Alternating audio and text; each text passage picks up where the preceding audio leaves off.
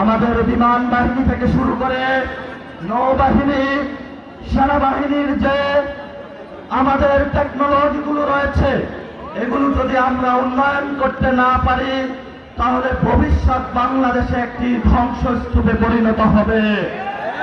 আমরা দেখেছিলাম সেখানে রানা প্লাজাতে ফায়ার সার্ভিস ফেল করেছে।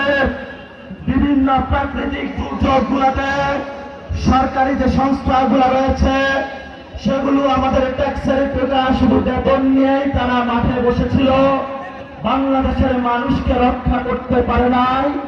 এখনো আমরা দেখেছি আমাদের সন্তানগুলো যখন হসপিটালে কাতরাচ্ছে তখন আমরা দেখতে পাচ্ছি ঢাকা শহর থেকে বাংলাদেশের কিছু মানুষ যারা খুনি হাসিনার সহযোগী, তারা আমাদের বাচ্চাদের লাশের উপরে নতুন রাজনীতি করতে চাচ্ছে।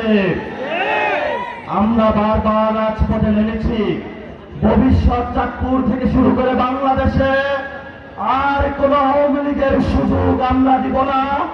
যারা সুযোগের অপেক্ষায় রয়েছেন, আপনারা দিবা স্বপ্নে বাস করছেন। শহীদদের কসম নিয়ে আমরা বলেছি বাংলাদেশে শেখ হাসিনার বিচার হবে। মুজিববাদ ফিরতে পারবে না, আওয়ামী লীগ ফিরতে পারবে না, বাংলাদেশে আর কখনো যুবলীগ ছাত্রলীগের জায়গা হবে না। আজকের এই ভোটের মধ্যে যারা যুবশক্তির আহ্বায়ক থেকে কেন্দ্রীয় কমিটির সদস্যবৃন্দ, শ্রমিক উইং, চাঁদপুরের এনসিপি এবং আমাদের মা বোন তরুণ যুবা যারা উপস্থিত হয়েছেন, সবাইকে আমরা ধন্যবাদ জানাচ্ছি। বিভিন্ন উপজেলা